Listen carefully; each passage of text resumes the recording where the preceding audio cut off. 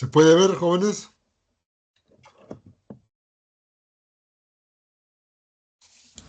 Profesor, se logra ver. Ya, Sí, profesor. gracias, gracias. Ya, entonces empezamos. Son 30 preguntas. A ver.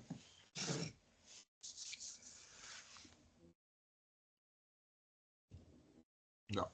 Dice, la primera pregunta dice, en un foro de discusión filosófica, un sector de participantes no está de acuerdo con que la filosofía tenga como objetivo la búsqueda de asuntos imposibles y cuestiones inalcanzables como el origen de Dios, la esencia del hombre, la causa principal del bien y del mal. Al contrario, ellos consideran que la filosofía no debe ser una ciencia o doctrina, sino una actividad que se dedique a analizar lógicamente el lenguaje, puesto que es ahí donde residen las controversias y contradicciones que impiden el entendimiento humano. Ya. Entonces, se infiere del texto que hay un sector de participantes que defiende el amor a la sabiduría como el ideal de la filosofía, la búsqueda de la verdad última de todos los seres, la ambición de todos los filósofos por los ideales eternos, el ideal aristotélico de buscar las primeras causas, el concepto de filosofía de Ludwig Wittgenstein. Acá, muchachos, hay un filósofo que va a ser el primero en hablar que la filosofía ya no tiene que ser una teoría. La filosofía tiene que ser una actividad. Y su tema es el lenguaje. Ya. Entonces acá, muchachos, la respuesta es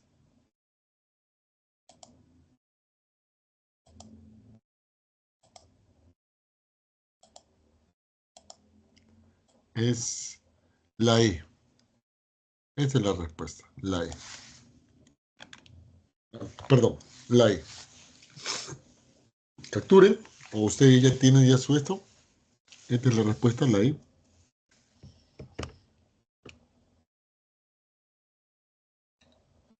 Veamos la segunda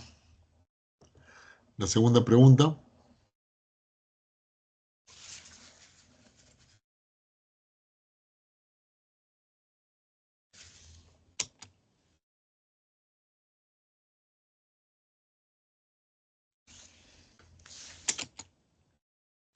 Los filósofos han explicado una gran variedad de facetas, han explicado una gran variedad de facetas de la realidad, llegando a especializarse en temas determinados. A partir de la gran filosofía griega comenzaron a desgajarse del tronco filosófico ciencias específicas como el caso de la física, la biología, la cosmología y la astronomía. Sin embargo, a pesar de esta división, en saberes particulares no deja de haber siempre un espíritu de absoluto, unidad, de sistema en la filosofía, por lo que se sigue que siempre la filosofía será una actitud y un saber totalizador, particular, cuestionante, radical, racional. A ver, si estamos hablando de la filosofía, siempre debe tener un espíritu absoluto, sea, quiere de alguna manera comprenderlo todo, entonces decimos que es totalizador. Entonces acá se está refiriendo a totalizador.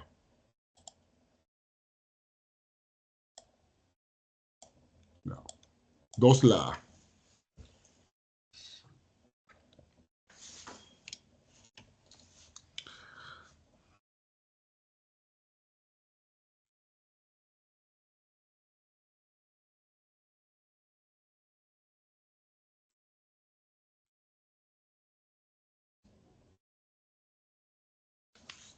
Veamos, ya capturaron. Veamos la pregunta número 3.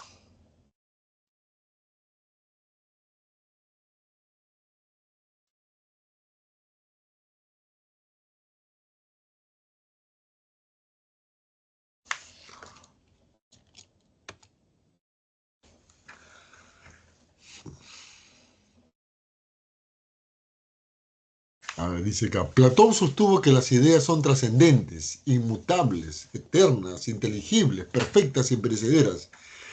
En efecto, las ideas conforman un mundo aparte, son reales y se captan mediante el entendimiento.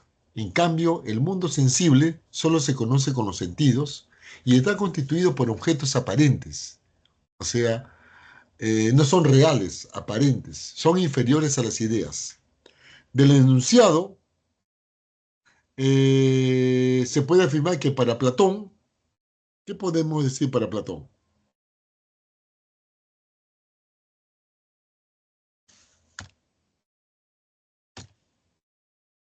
La idea de las cosas no puede estar en otro mundo. La idea de las cosas no puede, sí puede estar en otro mundo.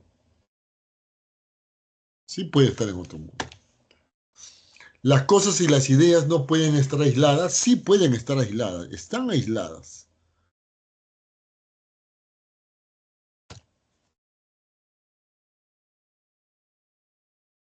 La idea es posterior y las cosas son anteriores. No. La idea es anterior y las cosas es posterior.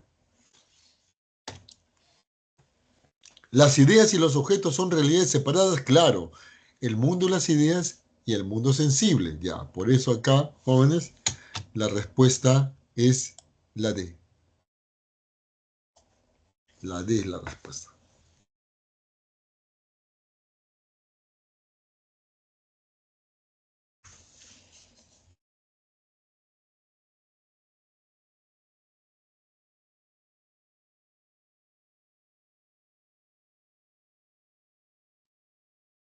No,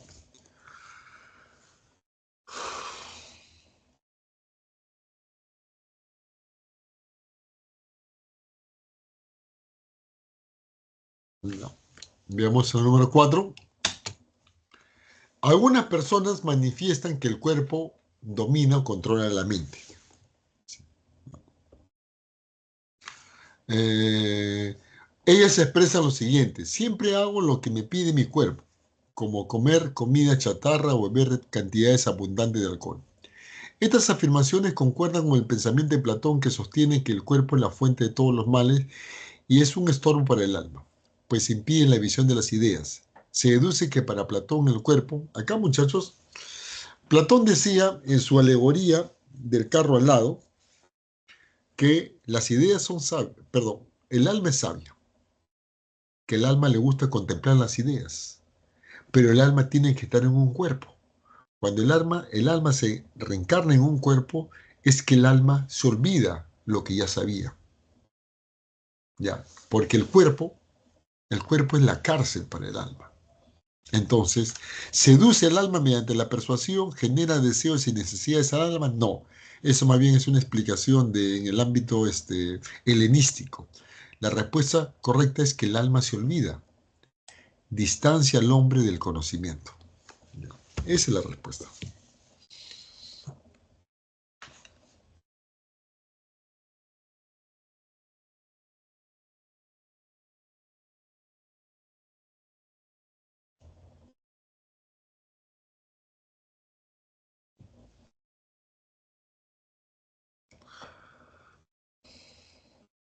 Capturen.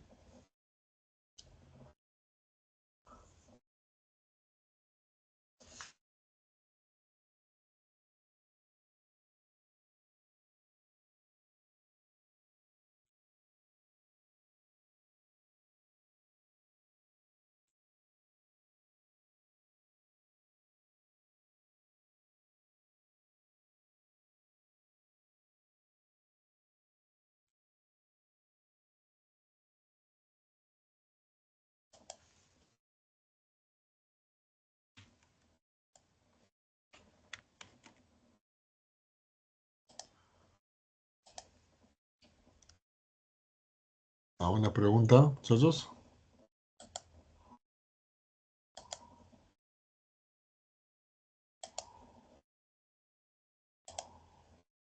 No. Veamos.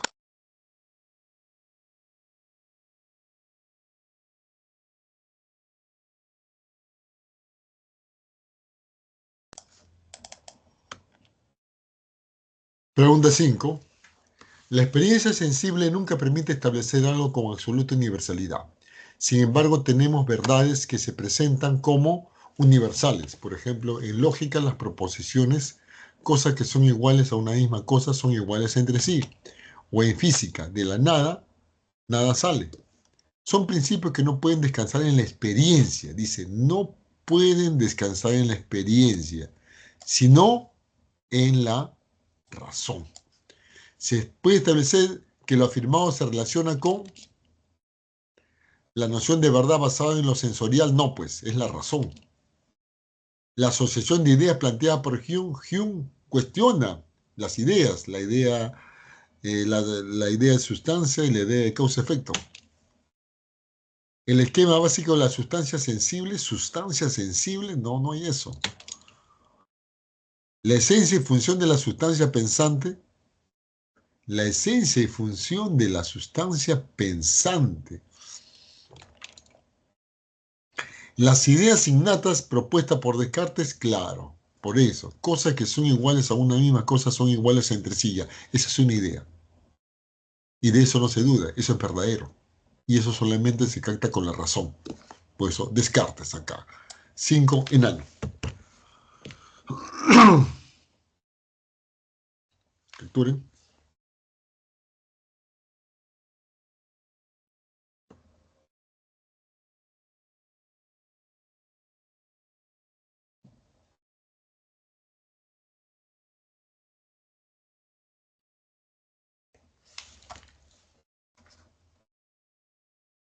5, la E.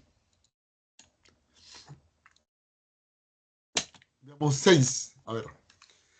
Moisés le pide a sus alumnos de psicología leer el capítulo referente a las sensaciones. Allí los alumnos observan que hay sensaciones de rojo, de amarillo, de dureza y de agrio, pero no encuentran sensaciones de mesa ni en general de cosas, y luego manifiesta lo siguiente. Aunque parezca paradójico, es necesario afirmar que no vemos esta mesa, ni la tocamos, ni la olemos. Lo único que tocamos y olemos son sus propiedades o cualidades, no la mesa. Miro esto que tengo ante mis ojos y que llamo mesa. Esta mesa, cierro los ojos, lo vuelvo a abrir y me encuentro con sensaciones semejantes a la primera, y la repetida ejecución del mismo enlace perceptivo forma en mí un hábito determinado por la repetición regular de un mismo conjunto relativamente constante de sensaciones contiguas. Ya. Por ejemplo, a ver, acá. Por ejemplo, acá. Esto que te acá es un cargador. Miren, un cargador. ¿Ya? Entonces, acá en el ejemplo, este cargador, si uno acá dice cargador, no, lo que uno ve son sensaciones. Lo blanco, lo duro, porque una sensación de duro, de frío, agua de frío, bueno, no está conectado, nada. Eso es lo que vemos. Vemos propiedades, cualidades o atributos, no cargador. Por eso la postura del docente coincide. Acá está viendo una crítica a esas ideas. Descartes, no. Hume, sobre el cuestionamiento a la idea de sustancia. Recuerden cuando vimos ese ejemplo de la sustancia manzana. Hume decía, la idea de sustancia manzana, no. Uno cuando ve una manzana ve atributos, cualidades, forma, tamaño, color. Eso es lo que se ve. 6, bueno.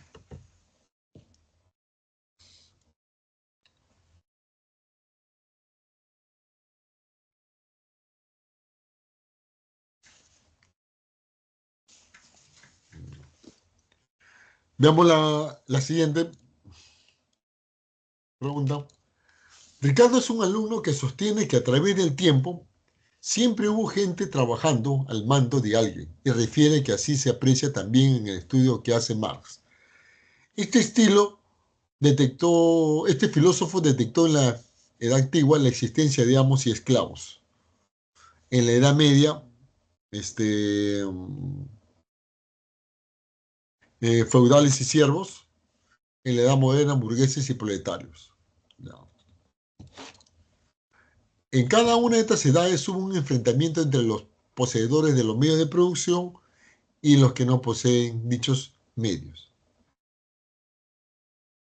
De acuerdo con lo mencionado por el filósofo del siglo XIX, el enunciado alude, o sea, este enunciado dice,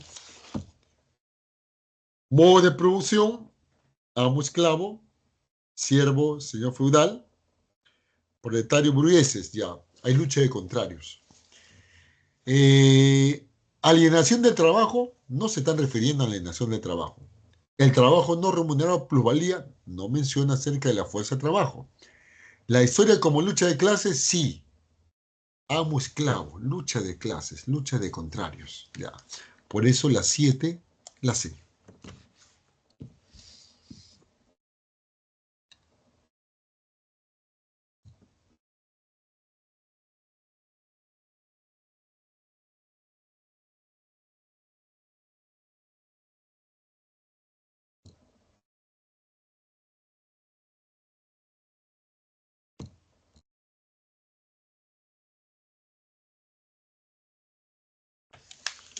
Ya. Veamos el otro. 8. Una pregunta sobre Hegel. Dice, Hegel propuso la dialéctica como método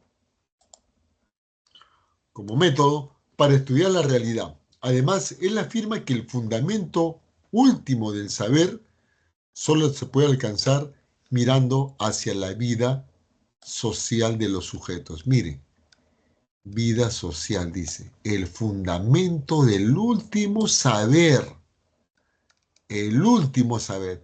Y ese último saber es lo absoluto.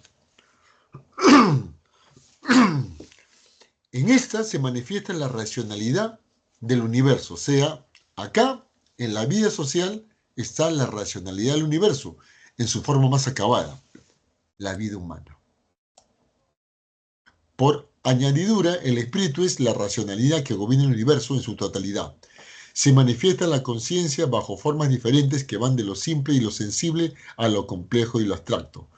De acuerdo con el enunciado, se infiere la siguiente propuesta de Hegel, excepto que, a ver, te estoy diciendo, ¿cuál de estas 5 contradice esta idea de Hegel? O sea, está pidiendo una incompatibilidad. El espíritu subjetivo es la conciencia de la vida psicológica, claro, la vida social.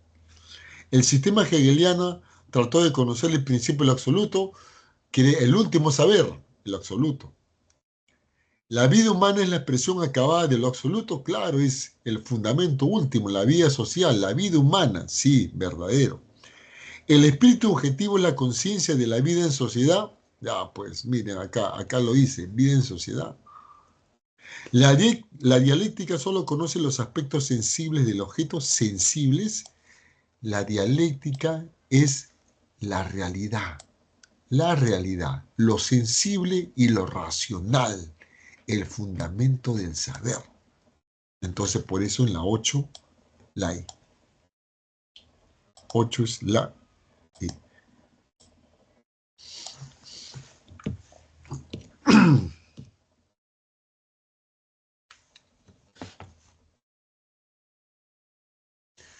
Veamos la siguiente pregunta. 8 enano.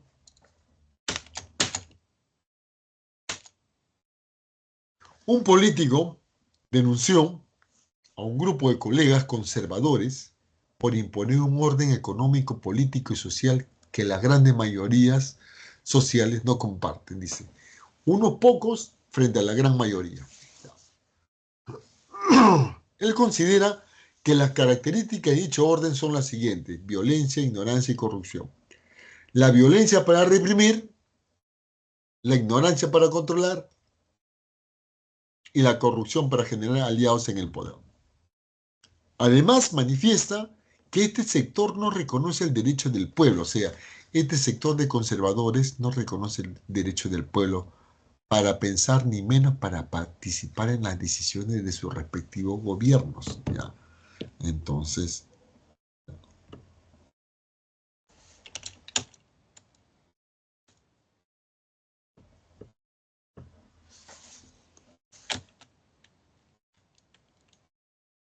acá, del texto se deduce que las ideas del político aludido acá, este político dividido, cuestionan los planteamientos del espiritualismo latinoamericano. No están hablando del espiritualismo, de esa libertad, ¿no? Tiene correspondencia con el pensamiento de Benito Lazo, ya. Benito Lazo es del periodo filosófico del romanticismo. En el romanticismo habían dos grupos que se oponían, que estaban en contacto pugna, los conservadores y los liberales. Los conservadores decían la soberanía y la inteligencia, y los liberales la soberanía popular, o sea, el pueblo es el que debe decir. Por eso la 9, jóvenes, es bueno.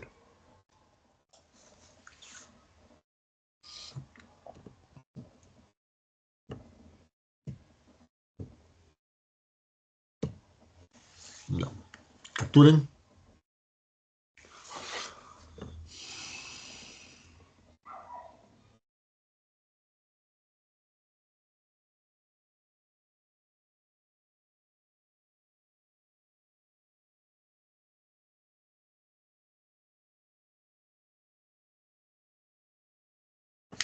No. Vamos a ver a la 10.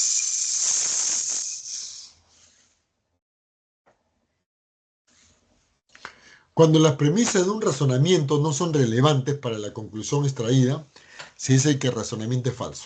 En el siguiente caso, algunas personas señalan que los cazadores son acusados de salvajismo porque matan innecesariamente animales indefensos. Pero los cazadores replican contra sus detractores al señalar que comen la carne de ganados indefensos. O sea, acá. La respuesta del cazador es convencer al público no aportando buenas razones, sino apelando a elementos no pertinentes o incluso irracionales. De acuerdo con lo mencionado, se puede establecer que el objetivo del empleo de una falacia es o sea, una falacia se emplea ¿con qué finalidad? Ya. Hemos visto dos tipos de falacias. Hemos visto las falacias de ambigüedad, que se cometen por un error en el lenguaje, un error, o sea que no es algo a propósito, es un error que uno comete cuando utiliza el lenguaje. Y el otro tenemos las falacias de atingencia. Las falacias de atingencia, ¿ya? Son aquellas falacias que se cometen con intención. Intención, o sea, es a propósito. Lo que yo busco es intimidar, convencer a otros, ¿ya? Por eso, el objetivo del empleo de una falacia es por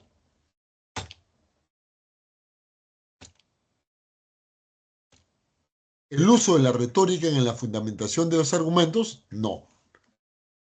La persuasión que busca influir o incitar en la persona, claro, acá. Persuade, convence con tu argumento. Ya, eso es lo que es. Por eso, 10, bueno. Ese es el objetivo de las falacias.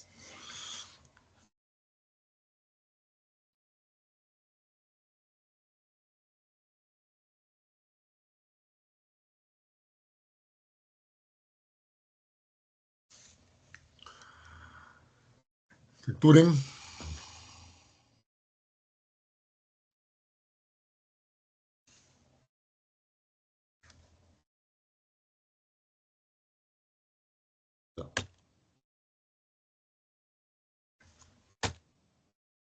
11. La teoría de la argumentación de Chain-Perelman constituye una de las apuestas más interesantes que pone de relieve la importancia de convencer a los demás de nuestra posición a través de la práctica argumentativa. Vale decir, es necesario que nuestro discurso explique y convenza. La exigencia de adhesión de un auditorio a las ideas que tratamos de probar. Ya. En términos del jurista y filósofo español Manuel Atienza, lo que hace Perelman es rehabilitar la lógica y rescatar la retórica como una práctica argumentativa cuyo objetivo consiste en captar la adhesión de alguien o de muchos. Es un esfuerzo comunicativo para resolver una diferencia de opinión. Ya.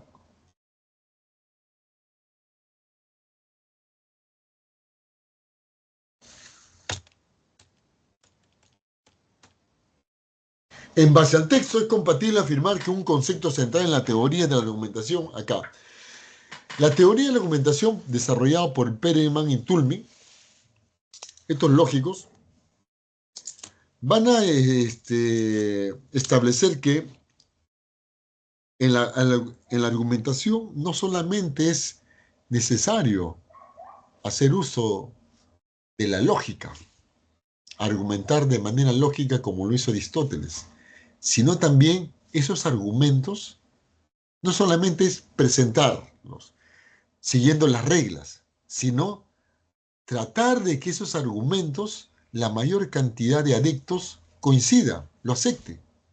Y para que los espectadores acepten tus argumentos, tienes que convencerlos, tienes que persuadirlos.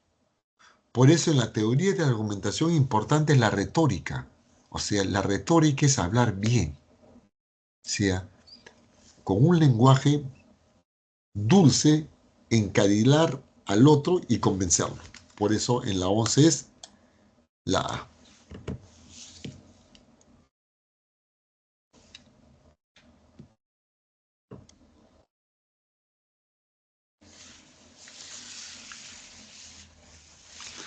Once la A.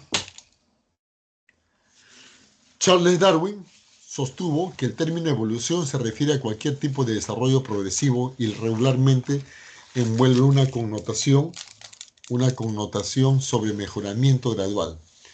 El término aludido, evolución, es entendido como un proceso del cual resulta una mejor cualidad, o sea, de la evolución una mejor cualidad o complejidad de lo que evoluciona. Pero Lamarck, otro famoso biólogo, se mostró en desacuerdo y argumentó que en realidad la evolución de los organismos no trae aparejada necesariamente como consecuencia una mejora. Los avances son solo situacionales. Ninguna especie puede ser considerada como más evolucionada o avanzada.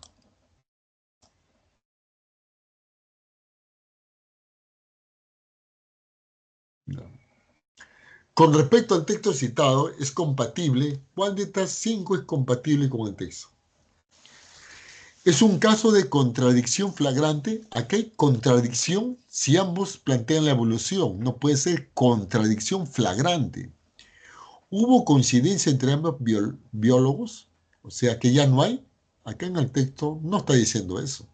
Coinciden en lo evolutivo, no que hubo. La idea de Lamarck es bastante consistente y la de Darwin no es consistente. El acuerdo requiere de una refutación mutua, o sea, Darwin, Lamarck refuta a Darwin, Darwin refuta a Lamarck refuta a Darwin, así. ¿En eso hay en este texto? No. Es un caso típico de contraargumentación. ¿Cómo contraargumentación? Charles Darwin dice la evolución. Esa evolución va a decir los mejores son los que van a heredar sus caracteres. Mejor especie. Lamarck dice no. No es que salgan mejores especies, ¿ya? Es algo situacional. Ahí está, 12 la E.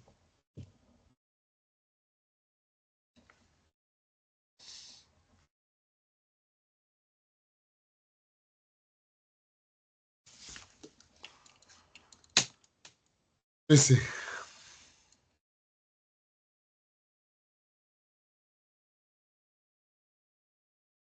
Juan Carlos asegura que todo lo que sabemos de las ciudades y los países es producto de nuestros viajes. De tal manera, quien ha viajado por el mundo, más conocimiento posee sobre este. Por añadidura, solo se puede tomar como vivencia lo que nos cuenten los viajeros de los distintos lugares del mundo, porque una cosa es lo que nosotros vivenciemos y otra muy distinta es lo que nos cuenten o lo que veamos bajo un simple reportaje. De acuerdo con la posibilidad del origen del conocimiento, se infiere que la postura de Juan Carlos alude, acá está diciendo que, Juan Carlos está diciendo, si quieres conocer algo, un lugar, tienes que ir, vivenciarlo, no que alguien te diga cómo es. Por eso, acá la respuesta es la experiencia como fuente de conocimiento. La 13, bueno.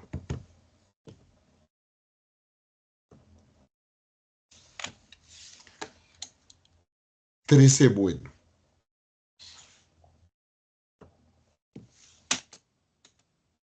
14. José Alberto asegura que las matemáticas son solo conocimientos que se aprenden con la mente y que no se necesitan de los sentidos para ello. De la misma forma sucede con las entidades metafísicas como Dios, que solo podemos inteligirlo, mas no experimentarlo. De acuerdo con la posibilidad de origen del conocimiento, se infiere que la postura de José Alberto alude,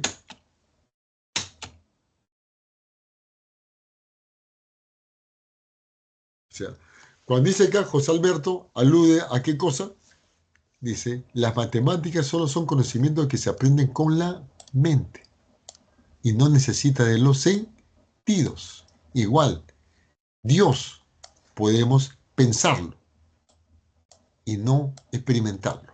Entonces, alude a la posibilidad del origen del conocimiento es que a la razón, la cual puede descubrir ideas verdaderas, universales y necesarias. Ya, 14 la A.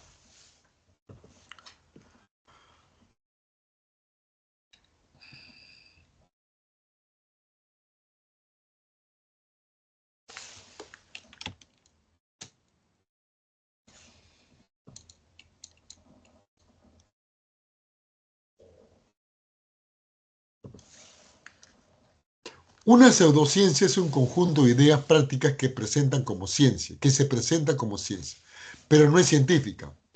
En una época, la grafología fue considerada una ciencia, pero por ejemplo, los tribunales ya no recuerdan a grafólogos porque saben que se puede imitar la letra y la letra no es un indicador de la personalidad. La parapsicología es la disciplina que afirma la posibilidad de la transmisión del pensamiento, del conocimiento, del futuro, de la telequinesis y de la comunicación con muertos.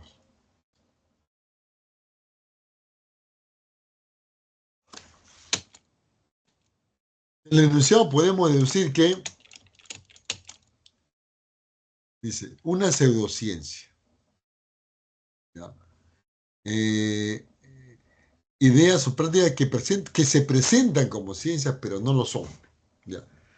Registran propiedades, relaciones de los objetos y de los fenómenos, o sea, la pseudociencia registra propiedades, no. Detalla una explicación de ideas y experiencias pseudocientíficas. Explicación de ideas y experiencias pseudocientíficas, no. Espérense un momentito. El otro es, ¿puede predecir lo que tampoco? ¿Debe realizar experimentos propios? No. ¿Sostiene la importancia de la equidad? No, no, no. Acá, es la B. Detalla una explicación de ideas y experiencias pseudocientíficas, como por ejemplo la telequinesis, la comunicación con los muertos. Eso es lo que hace la pseudociencia. 15, bueno.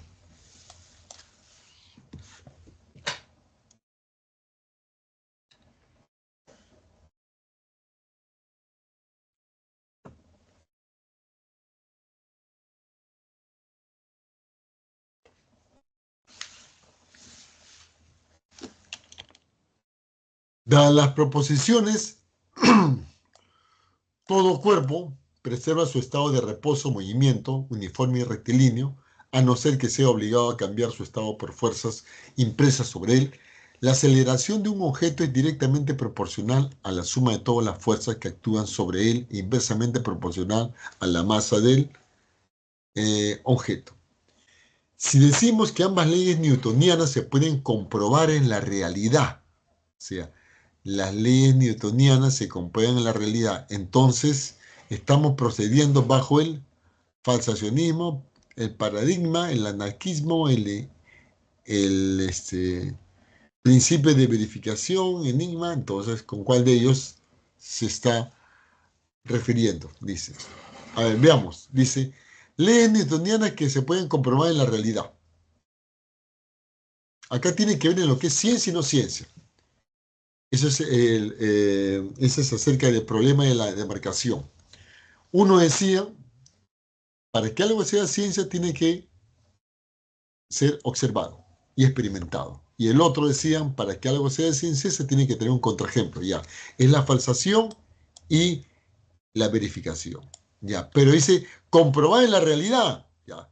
Es la principio de verificación que determina lo científico a partir de datos de la experiencia, de la observación. A mayor observación, más científica va a ser.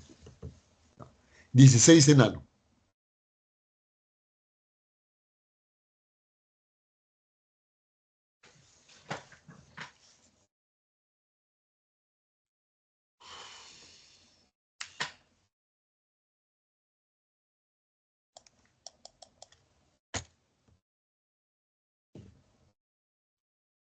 Veamos. A través de los tiempos, el ser humano siempre ha solido dibujar o plasmar signos. Dibujar o plasmar signos. Al fondo de las cavernas, en la actualidad se sigue manifestando. No obstante, ahora utiliza las redes sociales para subir fotos, escribir estados y compartir memes que reflejen su pensar o estado de ánimo. De acuerdo al problema de la naturaleza del ser humano, el enunciado está enmarcado en la propuesta del sistema simbólico, las relaciones sociales de producción, el denominado espiritualismo, la reflexión mente y cuerpo, el instinto y la voluntad de poder. Ya. El instinto y la voluntad de poder de Nietzsche, reflexión mente y cuerpo, Descartes, el espiritualismo, Bersón, relaciones sociales de producción, Marx, y la propuesta del sistema simbólico es Casirer. Ya. Hay un filósofo que dijo que el hombre piensa y actúa simbólicamente, y eso fue Casirer. Entonces, 17 la A.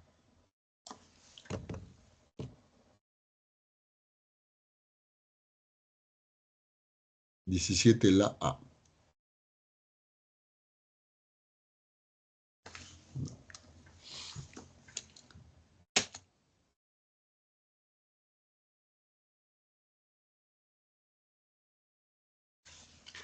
Eduardo es un niño de 5 años que sabe distinguir una cosa de las otras. Así distingue su único carrito, miren, su único carrito rojo de bomberos que tiene de sus demás juguetes. Lo logra distinguir. Ahí está mi carrito. Así también sabe cuántos juguetes posee dentro de su habitación, un niño. De acuerdo con Kant, se puede inferir que el caso del mencionado niño es producto ya. Esto es lo que decía Kant, muchachos. Kant dice, con mis sensaciones yo puedo ver cosas, cosas, cosas. De repente, cosas, veo cosas. Ya. Esas cosas que lo he visto, luego entran acá, acá, acá están las cosas. Eh, las ideas están acá. Luego mi razón entra y las ordena, las clasifica. Ya. Pero para que ordene eso, Kant habla de categorías a priori, que ya están acá. Esas categorías a priori hacen clasificar, diferenciar, ¿ya? Y eso se llama estructuras mentales que le permiten ordenar los datos del mundo exterior. Ya, esas son las categorías a priori, no juicios sintéticos a priori, sino categorías a priori. 18, bueno.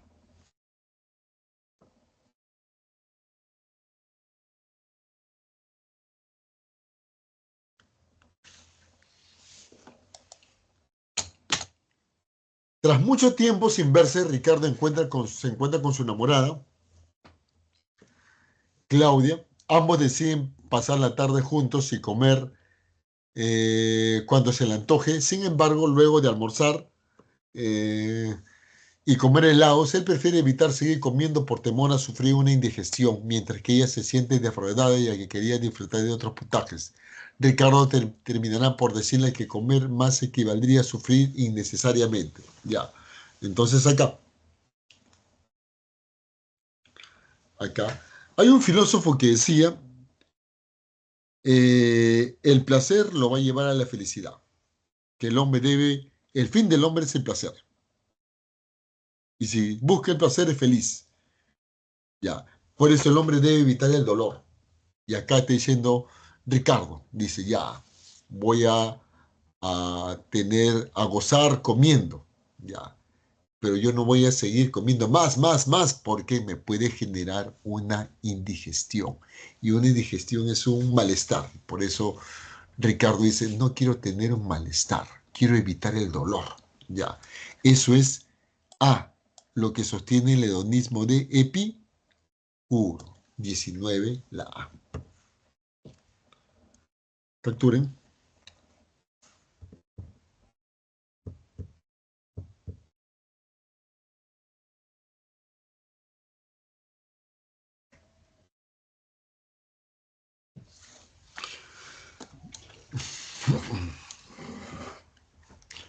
19 la A. 20.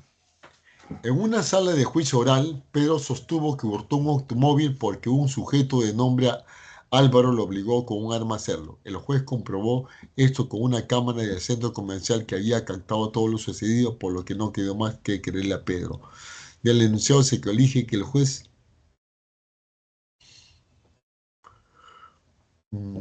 se percató en el video que Pedro sustrajo el vehículo porque, dice, Pedro fue obligado a robar un automóvil. Le apuntaron un arma. El juez, al ver la cámara, dijo, Pedro fue obligado, no tenía autonomía, y por eso le va a creer a Pedro y lo va a dejar libre. Ya.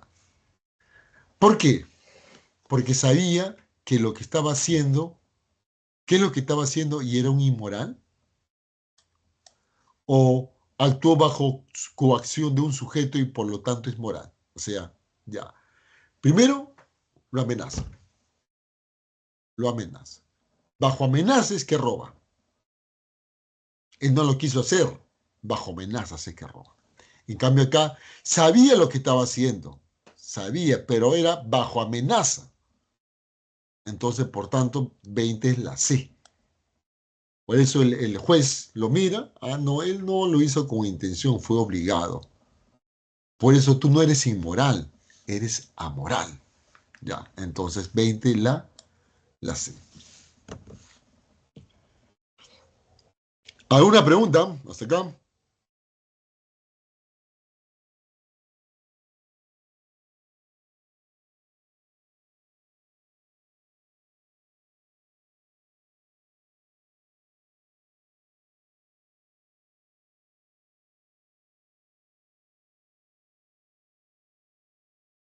No, profesor, todo claro por mí. Ya. Veamos la pregunta 21.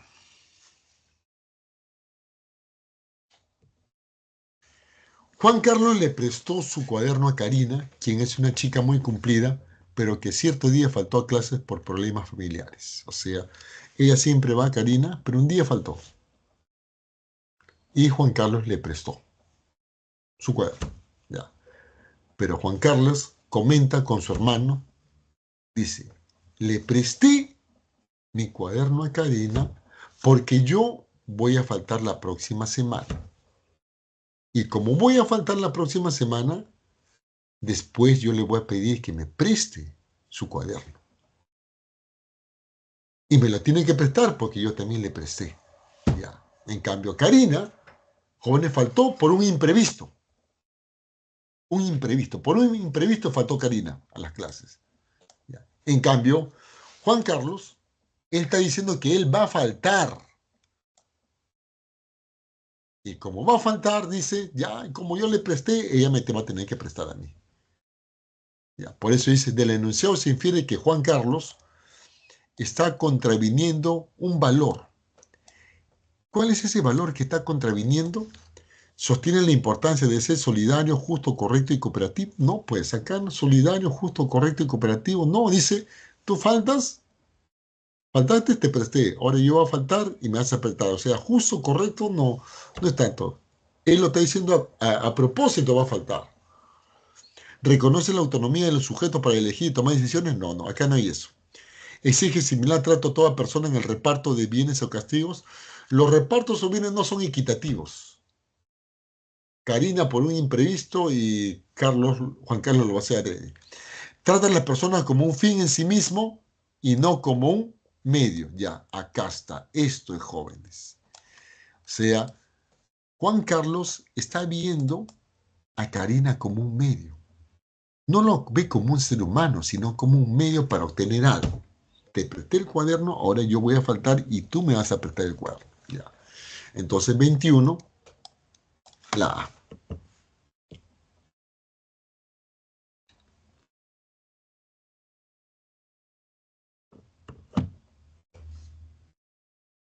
La 21, la A.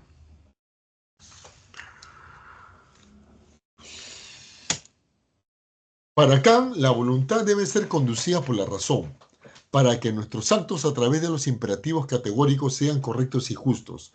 Así es común a una de las obligaciones derivadas de la razón es que actuemos siempre de modo tal que tratemos al ser humano como un fin en sí mismo y nunca como un medio. Como un fin en sí mismo y nunca como un medio, ya. Eso tiene que ver con un valor ético fundamental. Los valores éticos fundamentales son la justicia, la igualdad, la libertad, la solidaridad y la dignidad. Ya. Un hombre, un ser humano es un fin en sí mismo y no un medio, ya. Eso es con la dignidad. Ya. Por eso, 22 dedo. Dignidad. 22 dedo. Bueno. 23. Carlos opina que la película El Irlandés de Martin Scorsese presenta una trama aburrida y que es un filme mediocre sobre gásteres. Iris, su amiga, le responde que su parecer es prejuicioso y que prefiere considerar la crítica de una persona que tiene un juicio sólido, mejorado por la práctica y perfeccionado por la comparación. Perfeccionado. Se deduce que lo expresado por Iris corresponde con la idea de Hume. Hume decía que crítico de arte, cualquiera no puede ser un crítico de arte. Para que seas que un crítico de arte tienes que estudiar y también tienes que tener factores. Por eso, los juicios estéticos solo deben formularlos las personas expertas, conocedoras. 23 la A.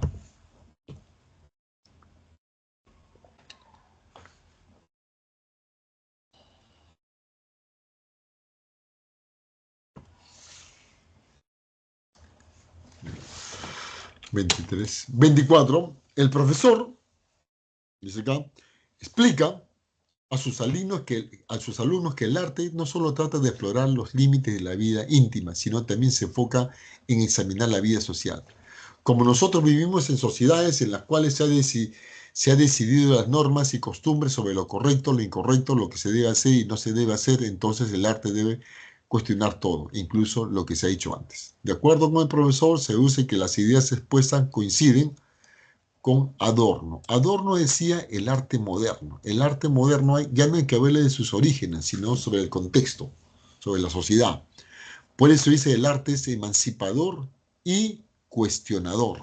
Por eso en la 24, bueno. 24, bueno.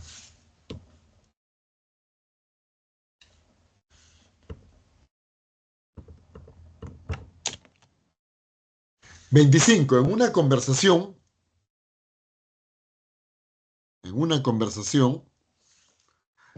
sobre el tipo de arte de su preferencia, Roberto le comenta a su amigo lo siguiente: el arte abstracto, aquel que expresa el mundo interior del artista, es demasiado subjetivo. Esas obras solo pueden tener una fama pasajera porque las obras que perduran son las que reproducen la realidad con mayor fidelidad. Todo lo subjetivo es relativo a un contexto y no trasciende en el tiempo. Solo basta con que pensemos que tanto del mundo subjetivo de Da Vinci tiene la Gioconda. A ver, se deduce que la opinión de Roberto expresa, está hablando de que acá está cuestionando a esa corriente artística que reflejaba el mundo interior del artista. Y eso es surrealista o expresionista. Entonces, la crítica es a la perspectiva expresionista, o sea, lo que el artista siente, su interior, lo exterior no tiene en cuenta, no se toma en cuenta lo exterior, ¿ya? Entonces, 25 bueno.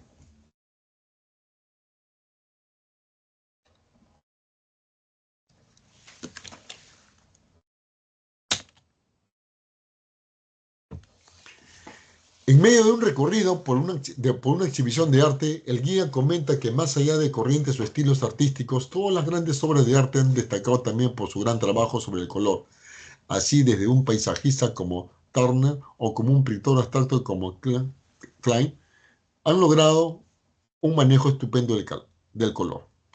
Es por eso, concluye el guía, que no podemos decir que la belleza de una pintura depende exclusivamente de quien lo ve.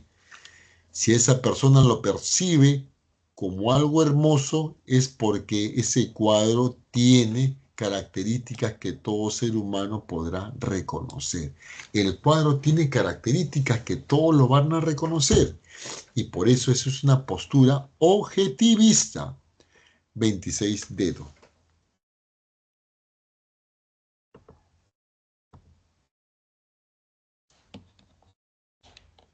26 dedos.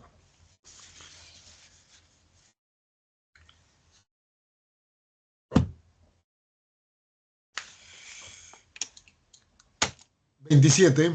Genaro es un ferviente demócrata. En su afán de hacer más sólida su postura, ha investigado acerca de las diferentes tesis sobre la democracia y la república que se ha propuesto a través del tiempo.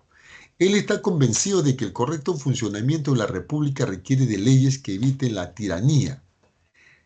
¿Qué filósofo hablaba de leyes que eviten la tiranía? Platón y Maquiavelo. Ya. Instituciones en las que participen los distintos sectores sociales.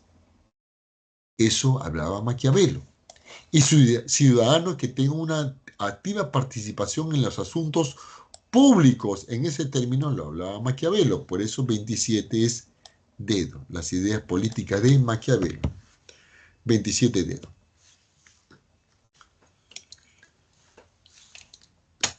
28. En una clase de filosofía, el profesor destaca la importancia de la política en la vida de un ciudadano. En ese sentido, indica que, a su parecer, la participación ciudadana, eso lo decía Locke y Rousseau, el bienestar material, Locke y Rousseau, y la educación cívica son muy importantes para el desarrollo. Locke decía, la propiedad privada del interés particular va a generar el desarrollo. Pero Rousseau decía educación. Por eso 28 es la C, las ideas de Rousseau acerca de la política. Ya nos falta dos preguntitas más, jóvenes. Me van a disculpar. A ver. 28, la C.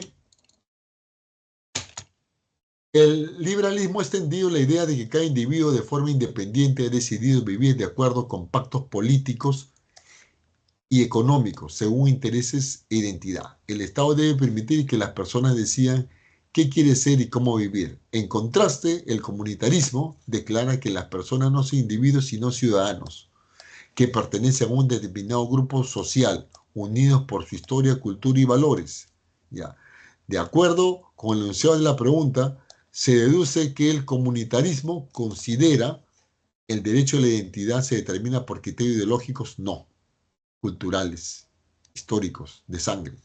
La identidad que cada persona expresa se debe valorar y defender. Cada persona es ese individualismo, no. La igualdad en oportunidades es el fundamento de una real identidad. Igualdad en oportunidades, no, ese es liberalismo. La identidad del ciudadano se define por su pertenencia a un grupo, ya. La identidad colectiva, o sea, 29D. Identidad colectiva, 29 dedos. Y el último, muchachos, y con eso acabamos. Para el republicanismo, el Estado debe reconocer y amparar a los individuos o grupos con los cuales se organiza y estructura la sociedad. Para ello, el Estado debe brindar las condiciones materiales y espirituales para el pleno desarrollo de todos los individuos, o sea, acá jóvenes, todos los individuos. Y eso se llama el bien común. Por eso 30, la A. ¿Ya, muchachos? Con esto hemos acabado. Le voy a dar las claves. Acá ya están las, para que capturen, donde están todas las claves ahora.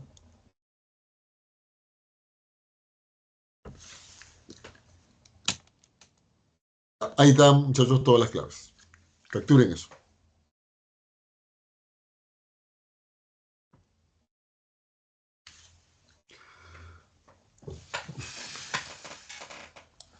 Bueno, jóvenes, con esto acabamos este ciclo y les deseo lo mejor, muchachos. Deseo que cumplan con sus objetivos, ya que ustedes ya han definido qué cosa es lo que quieren estudiar. Y háganlo, jóvenes.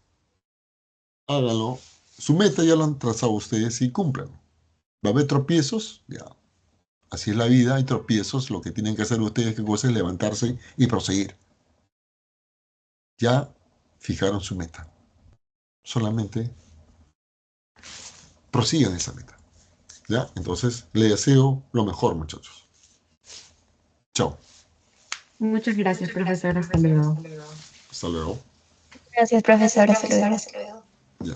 Gracias, Chao, profesor. muchachos. Cuídense. Que les vaya muy bien.